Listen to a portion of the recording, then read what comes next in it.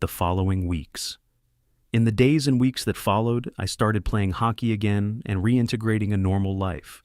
I remember being at Canadian Tire and calling my wife to tell her, "I'm at Canadian Tire and it's going well." A multitude of small things that I hadn't been doing and could now do again.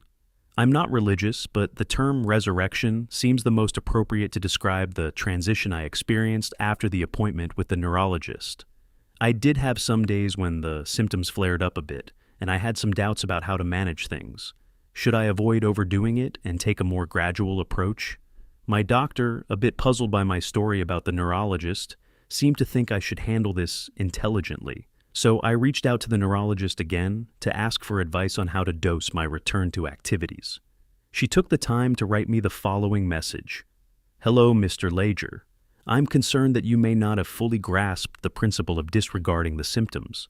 The idea is to ignore all symptoms, regardless of their duration or intensity, and to resume all your activities without self-limitation, so that your brain, by the end of these activities, even if it has generated very uncomfortable symptoms, realizes that it produced these symptoms unnecessarily.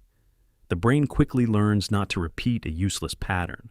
Limiting the duration of your activities by timing them is essentially continuing to listen to the symptoms and letting them control you. This reinforces your brain in its negative conditioning and prolongs your recovery time.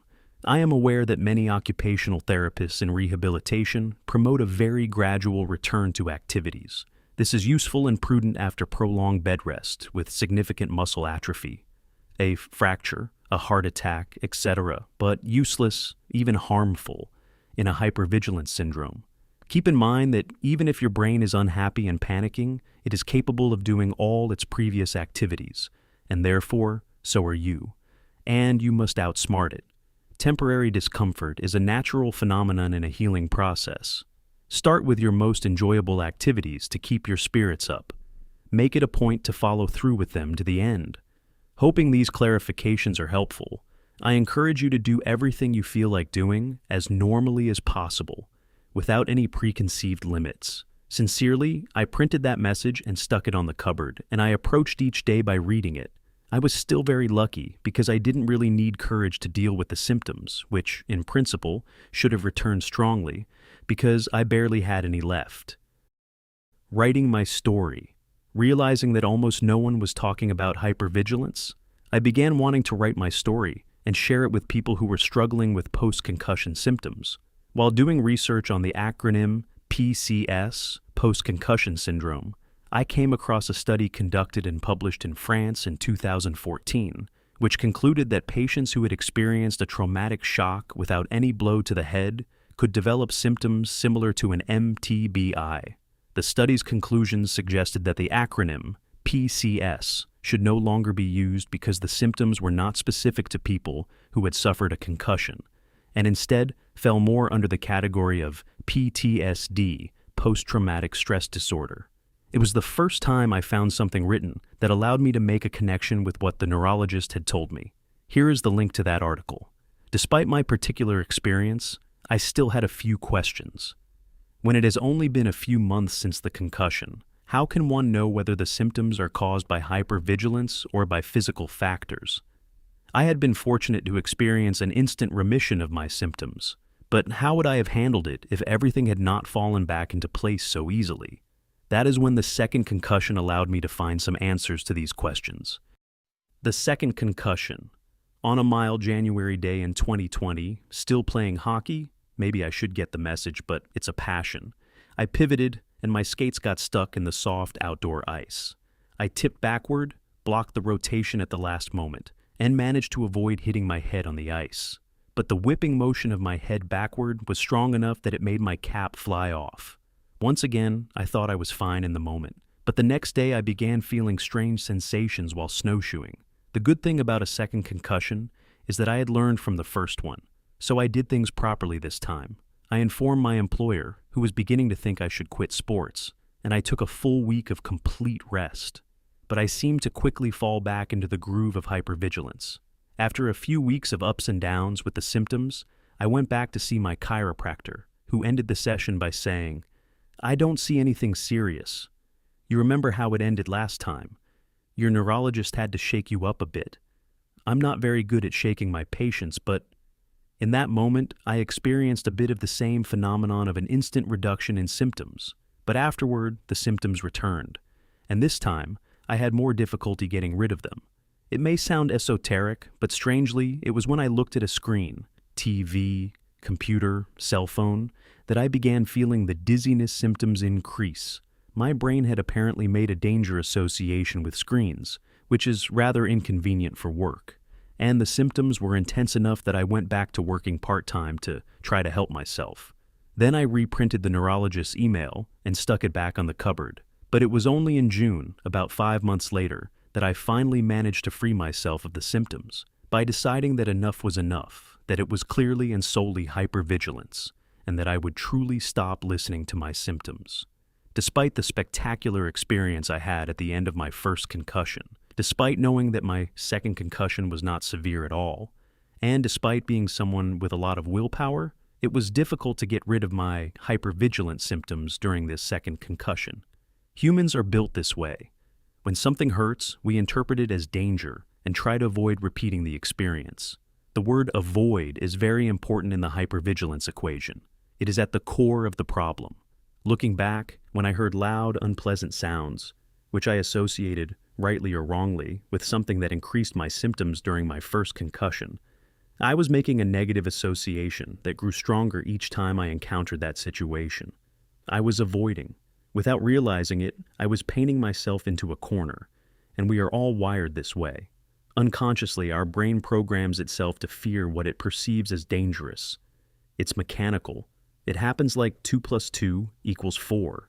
When you are someone who thinks a lot and is analytical, you are even more at risk of falling into the trap of hypervigilance. For this reason, I strongly recommend the book You Are the Placebo by Joe Dispenza, also available as an audiobook. During my second concussion, even though I knew that the symptoms I had when looking at a screen were clearly linked to hypervigilance, I still found myself, unconsciously, avoiding screens. It hit me when I realized I was thinking that the long weekend would give me a nice break from screens. That's when I decided to take the bull by the horns. I've never done bungee jumping, but that's the sensation I had, like jumping into the void when every sense in your body tells you it's not a good idea. So, that weekend I decided that every time I needed to go on the computer or my phone for information, an online purchase, etc., I would do it without any hesitation. In our relationship, my wife and I always update each other on what we're going through, but this time, I decided to keep this battle to myself. I was tired of hearing myself talk about my symptoms. This time, it was between me and myself, between the conscious and the subconscious. I had decided that I was taking back control, and that I would be the one telling my brain which direction we were going, not the other way around. It's 4 or 5 days later that I realized I was winning the battle. The symptoms faded away for good. Conclusions. I truly felt that all the therapists and health professionals I met were dedicated to helping me. I thank them for that.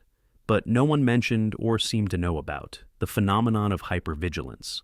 And unfortunately, the advice to progress gradually can, in my opinion, be harmful and even promote hypervigilance.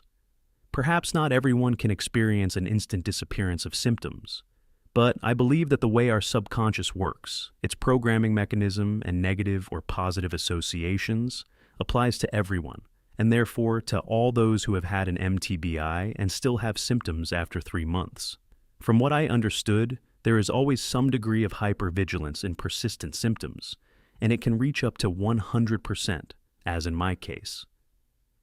With proper guidance, I would not have needed any time off work at all if I had understood what was happening when I played hockey in the driveway with my kids. That is, that my brain had interpreted rapid movements as a danger. In total, I was off work for 1 year and spent nearly $12,000 on treatments. I gave feedback about my story to virtually all the therapists, doctors, chiropractors, neuropsychologists, etc. that I met. Most of the time, I received no comment, or the practitioners seemed to stick to their view of things. Very few responded in a way consistent with what I experienced. Even I, someone generally very open-minded and determined, had a lot of difficulty accepting the neurologist's message. In fact, I now better understand her 2.5 out of 5 rating, and the comments from patients who may have been dealing with hypervigilance for years, but who, sadly, dismiss the concept out of hand. Correctly identifying the role of hypervigilance during my second concussion, getting rid of the symptoms. Even when I understood that hypervigilance was the sole source of my symptoms, it was quite a challenge to be able to ignore them. A friend gave me the following analogy, which I like, to describe hypervigilance. It's like allergies. The brain detects a substance it wrongly perceives as dangerous, and it is the brain's own reaction, that is, the defense mechanisms it deploys, that can truly be dangerous, even life-threatening in the case of severe allergies. What helped me / recommendations: good nutrition, letting go, meditation, rest, stationary bike, hypnotherapy to connect more directly with the subconscious. Book, You Are the Placebo, by Joe Dispenza. Book, Heal Your Concussion in 21 Days. An extraordinary wife, supportive children, parents and friends, devoted therapists, and a compassionate insurance agent. The neurologist told me, "You're lucky. You came to see me in time. Some people go even lower in the spiral. I have patients who have boarded up their windows to block daylight, who cannot tolerate even the flicker of a candle, who have lost their jobs, their spouse, who have slipped into depression. Indeed, I consider myself very fortunate. I had extraordinary support from my wife and from the people around me, and I was lucky to have met the neurologist when I had wanted to cancel the appointment, and I sincerely hope that you will be as fortunate as I was." Update, March 2026. In each of the last 3 winters, I had small falls that caused new minor concussions. I seemed to be more fragile. I was followed by my physiotherapist and my doctor for the first 2. During the second one, while doing the Buffalo protocol, I pushed hard returning to ball hockey, and many symptoms came back. My doctor helped me a lot by saying, "If you feel like you've regressed, it's not the concussion, it's something else." Read hypervigilance. A concussion only improves. Go back to the previous step of your Buffalo protocol, and it should be as simple as that. I confirm things went very well afterward, and I managed just fine without physio or a doctor during my most recent MTBI. I used my experiences and the knowledge I had gained, and everything settled in about 6 weeks. I think I'm getting good at this. There you go. Please feel free to share any questions or comments.